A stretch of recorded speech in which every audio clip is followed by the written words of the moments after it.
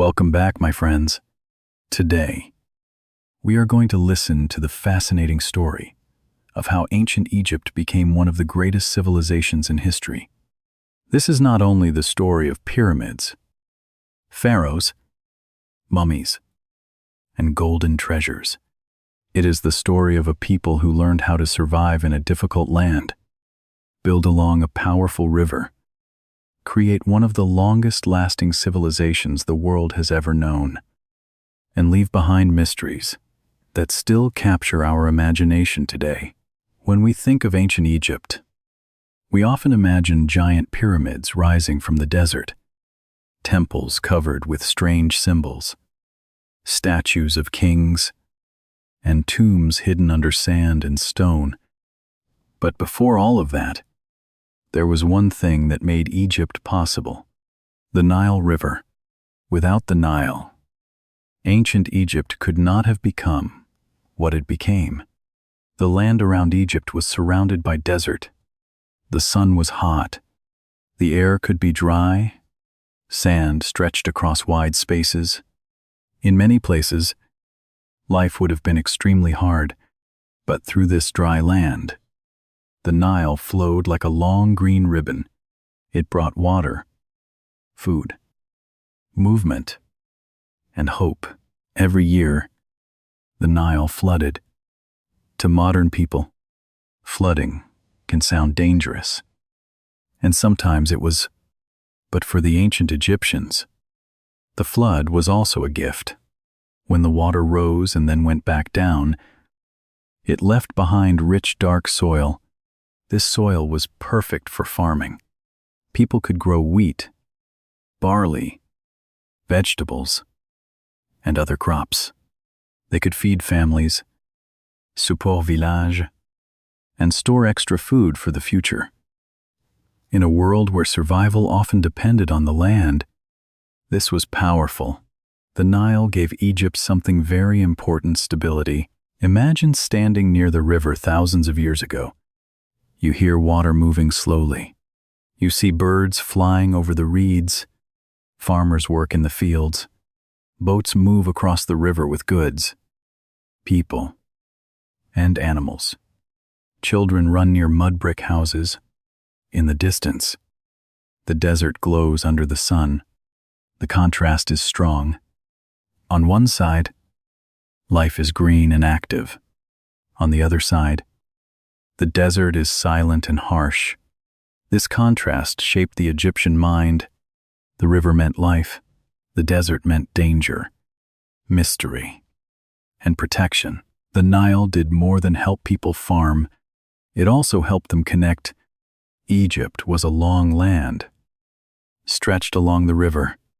Boats could move north and south, carrying grain, stone, wood, tools, and messages.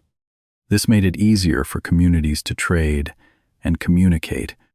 In many ancient lands, mountains, forests, and rough roads made travel difficult.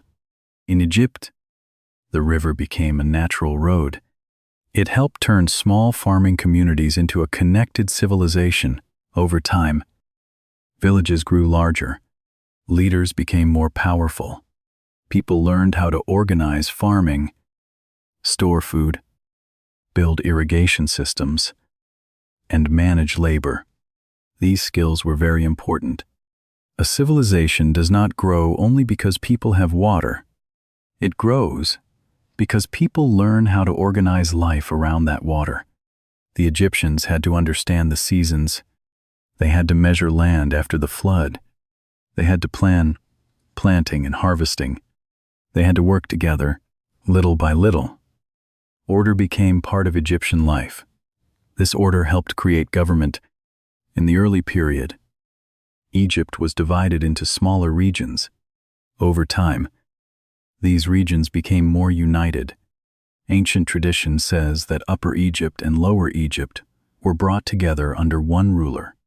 This unification was one of the most important steps in Egyptian history. Once Egypt became more united, its leaders could organize larger projects, collect taxes, control resources, and build a stronger state.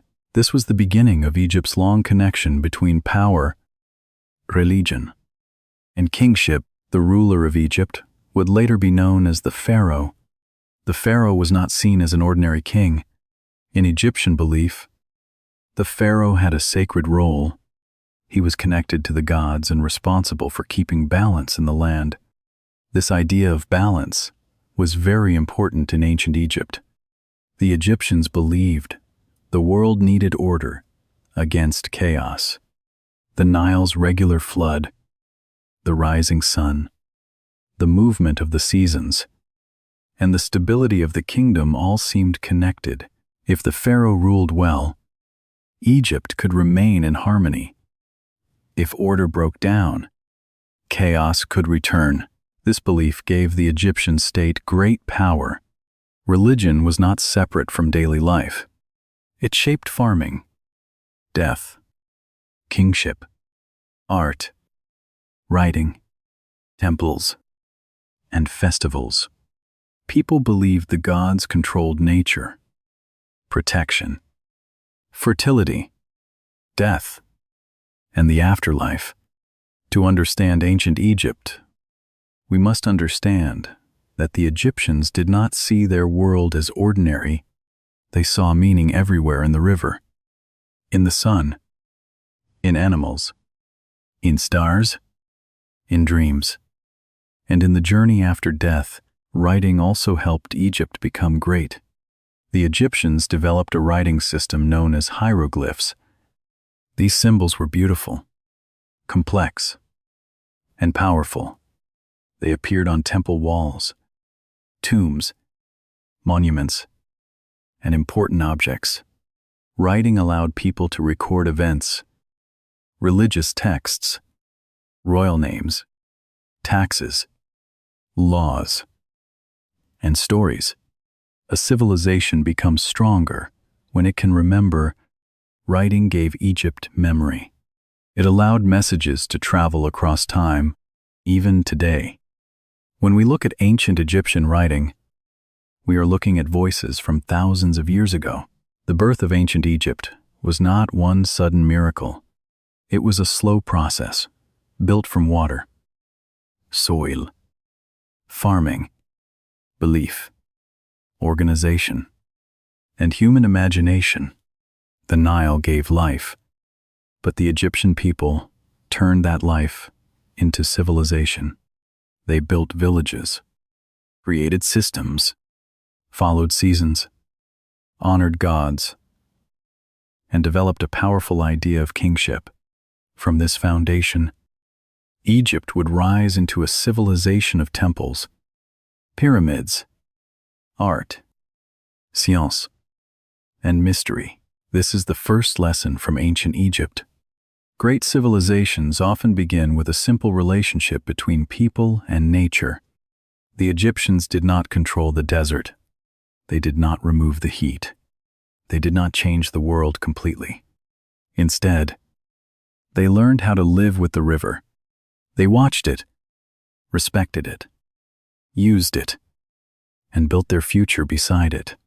From that relationship, one of history's greatest civilizations was born.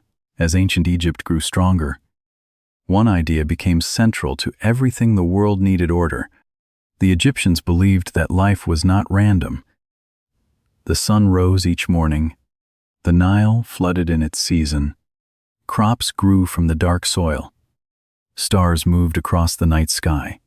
Life, death, kingship, farming, and the heavens all seemed connected by a deep balance. This balance was called Ma'at. Ma'at meant truth, order, justice, harmony, and the proper way things should be for the Egyptians. Keeping Ma'at was not only a religious idea, it was the foundation of society. At the center of this world stood the Pharaoh. The Pharaoh was more than a political ruler. He was not seen as a normal king who simply gave orders and collected taxes.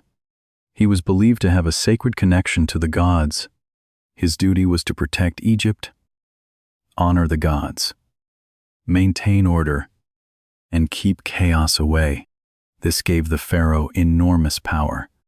When people looked at the pharaoh, they did not only see a man wearing a crown, they saw a symbol of the whole kingdom. If the pharaoh was strong, Egypt could feel safe. If the pharaoh failed, people feared that disorder might spread. This connection between kingship and religion made ancient Egypt different from many modern societies. Today, many people separate government from religion, but in ancient Egypt, the two were joined together. Temples, ceremonies, taxes, farming, building projects, and royal authority were all connected.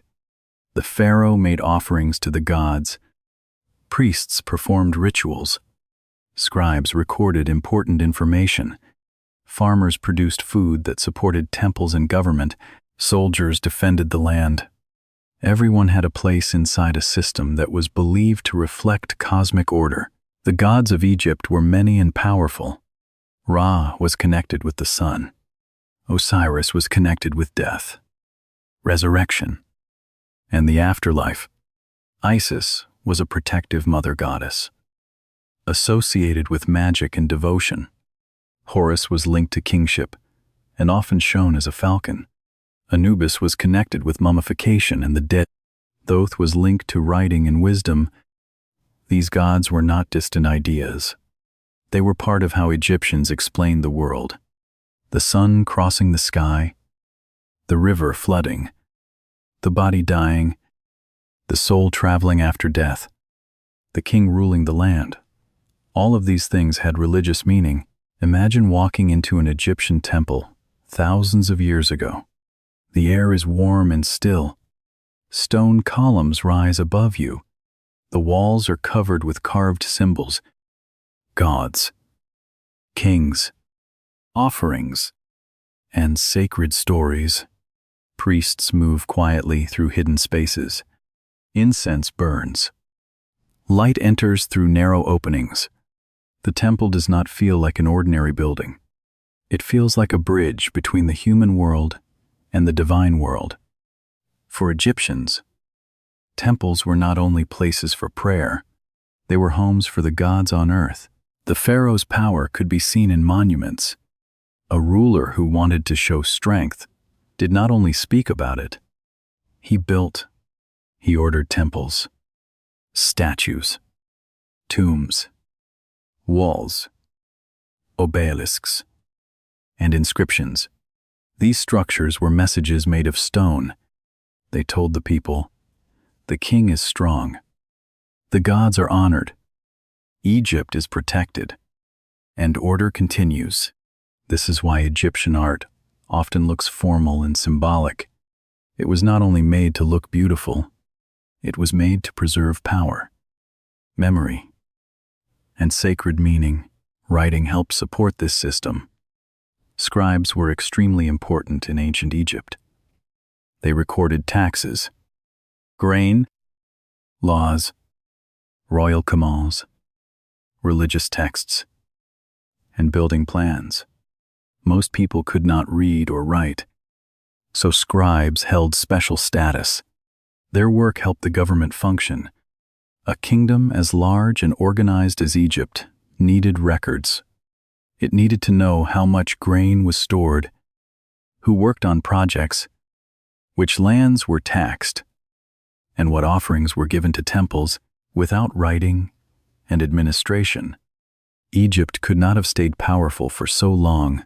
Religion also shaped the Egyptian view of death. To the Egyptians, death was not simply the end. It was a journey. They believed that a person could continue into the afterlife if the body and soul were properly prepared. This belief led to mummification, tomb building, funerary texts, and offerings for the dead. The body was preserved because it mattered for the next life.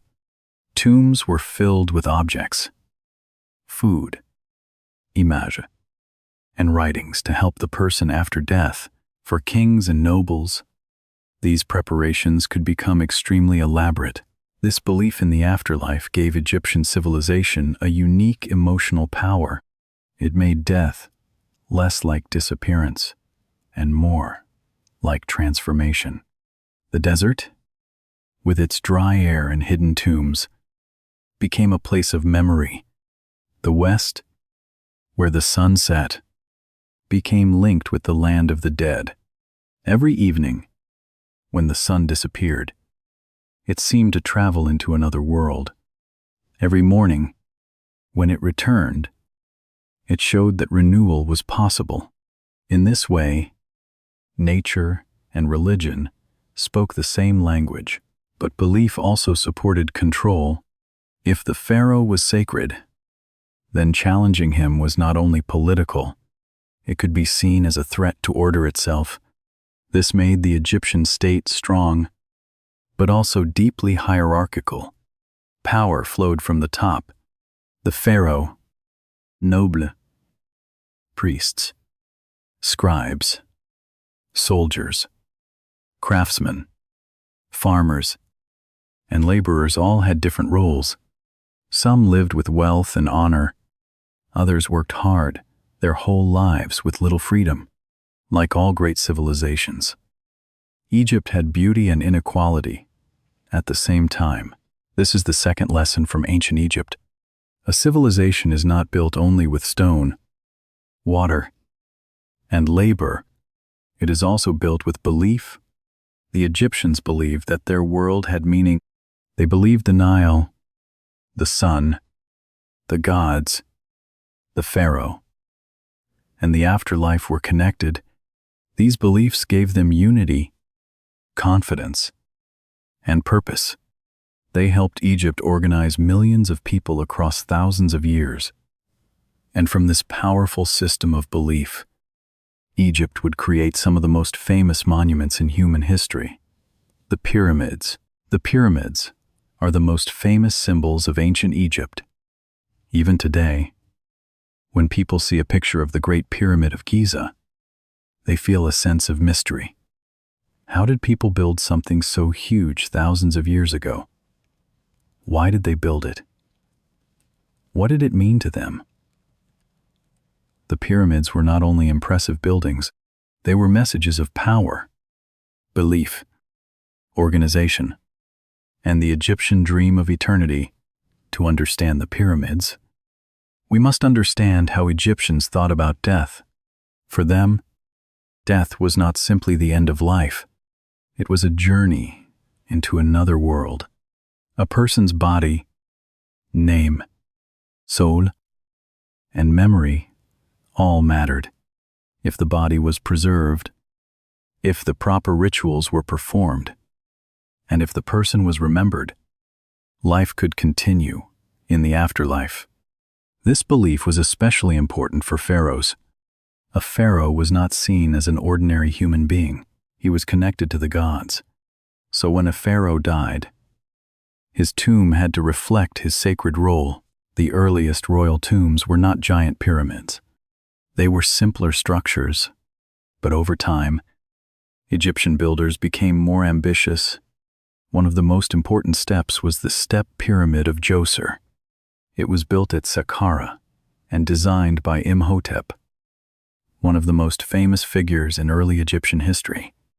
The Step Pyramid looked like a series of platforms rising toward the sky. It was a major achievement because it showed that Egyptians could organize large stone construction on a scale never seen before. It was not only a tomb, it was a statement. Egypt could build for eternity.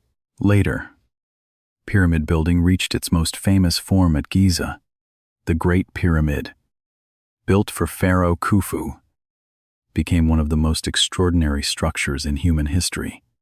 Imagine the scene during construction. Workers move heavy stones under the hot sun. Sledges scrape across the ground. Ropes tighten. Supervisors call instructions. Dust rises into the air. Boats bring materials along the Nile. Food, tools, water, and labor must all be organized carefully. This was not a random project.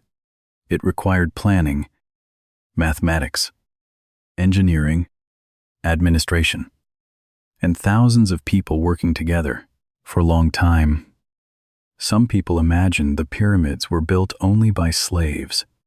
Modern understanding is more complex. Many workers were likely organized laborers, farmers, craftsmen, and specialists who worked as part of state projects. Especially during seasons when farming was limited by the Nile's cycle, these workers needed food, housing, tools, medical care, and management. The pyramids show not only the power of the pharaoh, but also the strength of Egyptian organization. A society that could build pyramids could control resources, comment labor, and plan for the long term. The pyramid shape itself carried meaning. Rising from the earth toward the sky, it may have symbolized the connection between the pharaoh and the heavens. The sun was central to Egyptian religion, and the pyramid's form could suggest rays of sunlight or a sacred path upward. Around the pyramid were temples, causeways, smaller tombs, and ritual spaces. The whole complex was designed for memory, worship, and the continued life of the king after death. But pyramids were not only about one ruler, they were also about the power of the state. When people saw a pyramid, they saw proof that Egypt was strong. They saw proof that the pharaoh could command labor, stone, food, priests, builders, and artists. They saw proof that the kingdom had order. In this way, the pyramid was both religious and political. It said, "The king is eternal. The gods are honored, and Egypt is stable." Tombs also became places of art and storytelling. Inside many Egyptian tombs, walls were painted or carved with scenes of daily life: farming, fishing, hunting, food, servant, family, gods, and rituals. These images were not only decoration, they were meant to help the dead continue life in the next world. If food was painted on the wall, it could symbolically provide food. If servants were shown, they could serve in the afterlife. If prayers and sacred texts were written, they could guide the soul. The tomb was a carefully prepared world for eternity. Mummification was another important part of this dream. The Egyptians believed the body needed to be preserved. The process was detailed and sacred. Organs were removed and protected. The body was dried, wrapped, and prepared with care. Priests performed rituals. Amulets were placed with the body. The goal was not horror or decoration. The goal was protection, transformation, and survival beyond death. To the Egyptians, preserving the dead was an act of faith. This deep focus on death might sound strange to modern listeners, but it also shows something very human. People everywhere fear being forgotten. People want their lives to matter. They want memory to continue. The Egyptians expressed this feeling through stone, writing, ritual, and art. Their tombs were attempts to defeat time. Their pyramids were attempts to make memory visible. Over the centuries, pyramid building changed.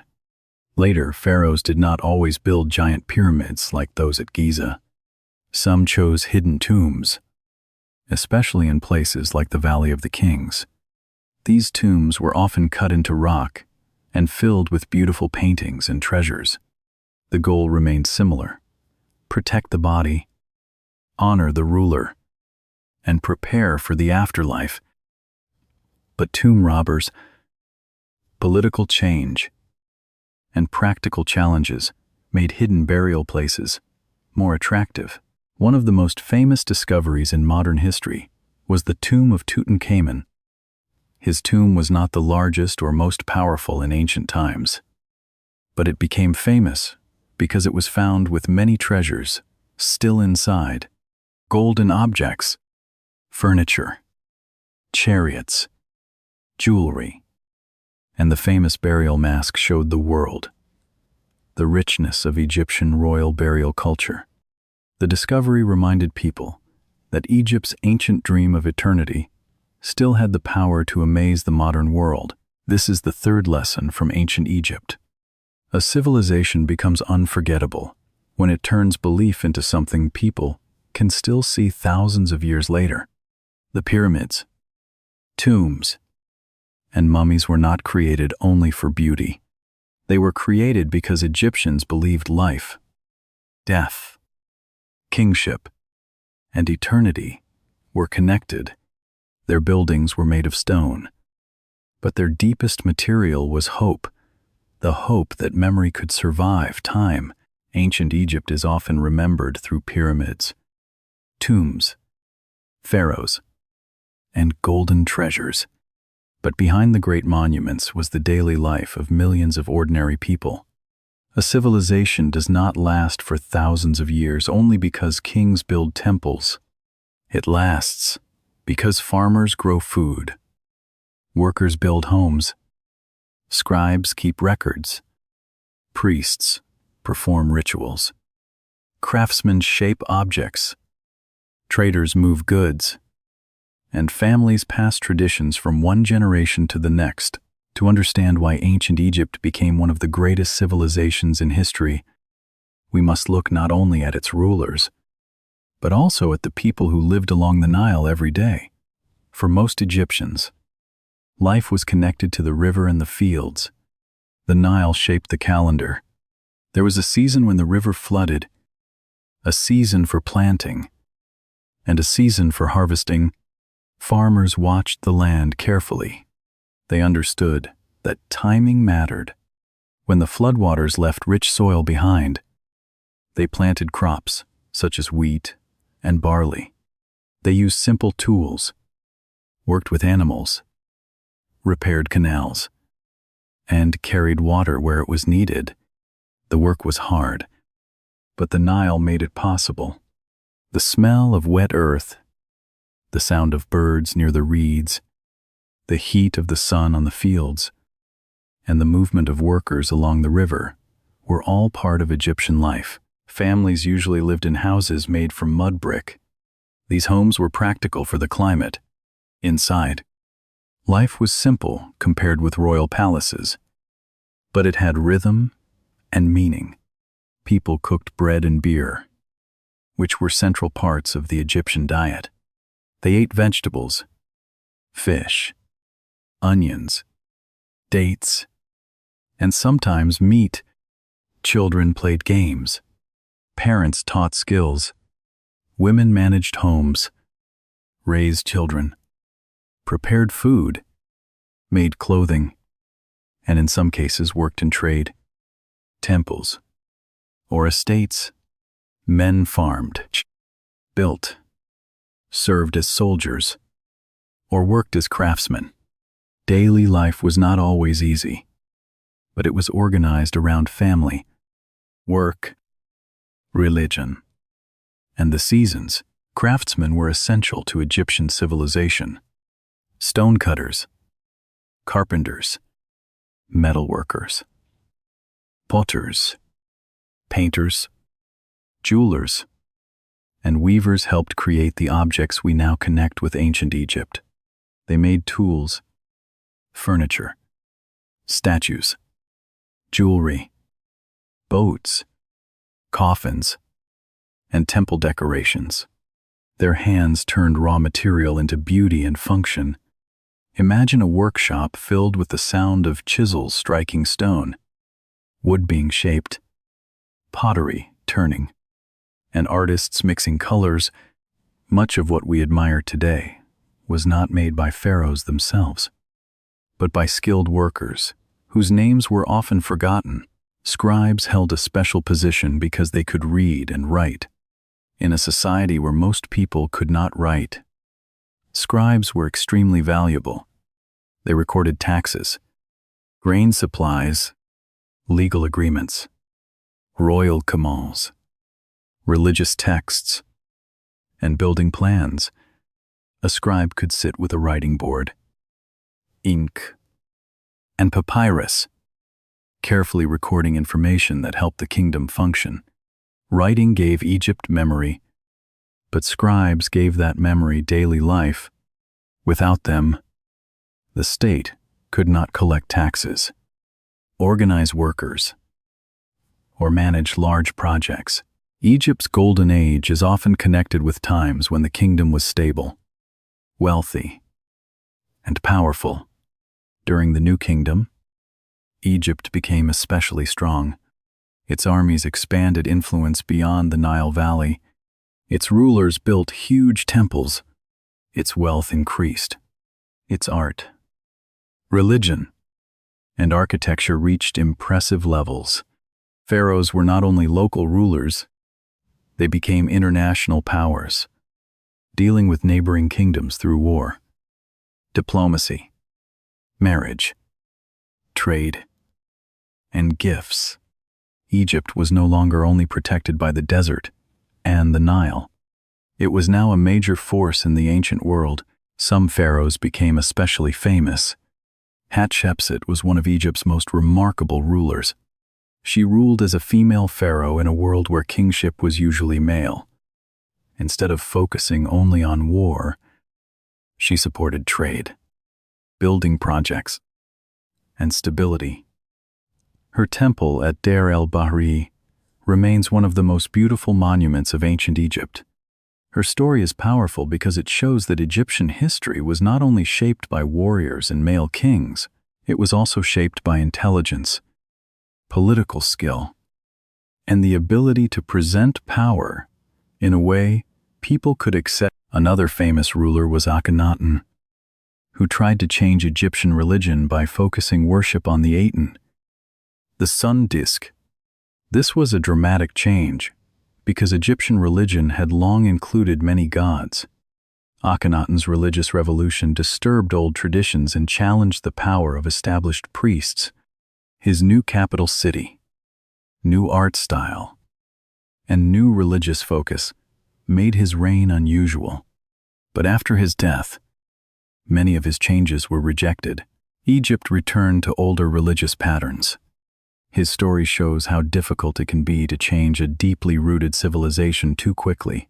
Tutankhamun, often called King Tut, became famous not because he was the most powerful pharaoh, but because his tomb was discovered with extraordinary treasures. He was young when he ruled, and his reign was not one of Egypt's greatest politically, but his tomb gave the modern world a rare view of royal burial wealth. Golden objects, decorated furniture, chariots, and the famous burial mask helped make ancient Egypt feel close again. Through Tutankhamun, people saw the beauty, belief, and mystery of Egyptian royal culture. Ramses II was one of Egypt's most powerful and long-reigning pharaohs. He built monuments, led military campaigns, and presented himself as a great warrior king. His temples and statues were designed to show strength and permanence. Whether every royal claim was fully accurate or not, the message was clear. The pharaoh wanted to be remembered as mighty, chosen by the gods, and central to Egypt's greatness. Ramses understood the power of image. Like many rulers in history, he used monuments to shape memory. This is the fourth lesson from ancient Egypt.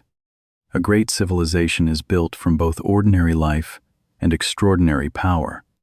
The farmer in the field, the scribe with ink, the craftsman in the workshop, the priest in the temple, and the pharaoh on the throne were all part of the same system. Egypt became great because it combined the daily rhythm of the Nile with strong government, deep belief, skilled labor, and rulers who knew how to turn power into lasting symbols. But even a civilization as strong as Egypt could not remain at its height forever. Over time, New enemies, internal weakness, foreign rule, and changing trade routes would challenge the land of the Pharaohs. Ancient Egypt had built for eternity, but history would prove that even the greatest civilizations must face decline. Like many great civilizations, ancient Egypt did not fall in one sudden moment. It declined slowly, through many centuries of pressure, change, weakness, and foreign influence.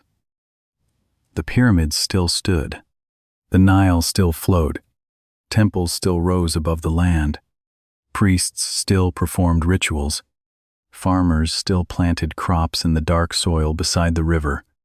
But the political power of Egypt was no longer as strong as it had once been. The civilization that had seemed almost eternal began to lose control over its own future.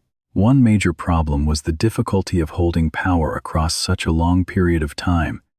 Ancient Egypt lasted for thousands of years. But not every period was strong. There were times of unity, wealth, and powerful kings. There were also times of division, weak rulers, economic trouble, and competition between local leaders. When the central government was strong, Egypt could organize labor, collect taxes, build monuments, defend borders, and manage the Nile Valley. But when central power weakened, the country could split into rival regions. Local officials could become more independent. Priests and nobles could gain more influence. The pharaoh's authority could become less powerful than before. Another challenge came from outside. Egypt was protected by geography in many ways. Deserts made invasion difficult. The Nile gave life and movement. The Mediterranean and Red Sea connected Egypt to trade. But geography could not protect Egypt forever. Over time, powerful neighbors and foreign empires became stronger. Egypt faced pressure from Libyans, Nubians, Assyrians, Persians, Greeks, and later Romans. Some foreign rulers conquered Egypt and ruled it as part of larger empires. Each conquest changed the balance of power. Egypt still had culture, temples, language, and memory, but political independence became harder to maintain. The rise of new military powers also made Egypt more vulnerable. In earlier centuries, Egypt had been one of the strongest states in the region. Its armies could expand influence and protect borders, but military technology and political power changed over time. Other empires learned new methods of warfare. They built larger armies, stronger weapons, and better systems of control. If Egypt could not adapt quickly enough, it could lose ground. A civilization can be old and respected, but history does not protect a nation only because it has a glorious past. Economic pressure also mattered. Temples, monuments, armies, officials, and royal projects required resources. Egypt's wealth depended heavily on agriculture, taxation, trade, and control of land. If harvests were poor, if trade weakened, if political disorder grew, or if too much wealth was controlled by powerful institutions, the state could become weaker. The Nile was generous, but it was not perfectly predictable. Low floods or poor harvests could create hardship. When ordinary people suffered, the whole system became less stable. Religion remained powerful, but religious institutions could also become politically strong. Temples owned land, collected offerings, employed workers, and influenced society. Priests played important roles in maintaining rituals and honoring the gods. But as temple wealth and priestly power grew, the pharaoh's direct control could become more complicated. Egypt's belief system had helped create unity, But the same system also created powerful groups within society. A civilization is often strongest when its institutions work together. It becomes weaker when those institutions compete for influence. Then came one of the most famous later chapters of Egyptian history, the age of Greek influence, after Alexander the Great. Alexander conquered Egypt in the 4th century BC. After his death, one of his generals, Ptolemy, took control and began the Ptolemaic dynasty. These rulers were Greek in origin, but they ruled Egypt and adopted many Egyptian traditions. They built temples, honored Egyptian gods, and presented themselves as pharaohs. The city of Alexandria became a great center of learning, trade, and culture. It had a famous library, scholars, sailors, merchants, and people from many parts of the Mediterranean world. The most famous ruler from this later period was Cleopatra VII. She was intelligent, politically skilled, and connected to the wider struggles of the Roman world. Her story is often told as a story of beauty and romance, but it was also a story of survival and power. Cleopatra tried to protect Egypt's independence, while Rome was becoming stronger. But Rome's power was too great. After her defeat and death, Egypt became a province of the Roman Empire in 30 BC. This marked the end of Egypt as an independent ancient kingdom. But the end of political independence did not mean the end of Egypt's influence. This is one of the most important parts of the story. Ancient Egypt continued to live through its monuments, writing, art, religion, architecture, and memory. Its temples remained. Its statues stood. Its tombs waited in the desert. Its symbols traveled into later cultures. The image of the pyramid, the Sphinx, the Pharaoh, and the mummy became part of the world's imagination. Modern people still study ancient Egypt because it asks deep questions. How did people build such enormous monuments? How did they organize society for so long? Why did they care so deeply about the afterlife? What can their art and writing teach us about power, belief, and memory? Each discovery, each tomb, each inscription, and each statue gives us another small piece of a civilization that refused to be forgotten. Ancient Egypt became one of the greatest civilizations in history because it combined nature, belief, organization, and imagination. The Nile gave life. The Pharaoh gave political and religious unity. The scribes gave memory. The farmers gave food. The craftsmen gave beauty. The priests gave sacred meaning. The builders gave stone form to dreams of eternity.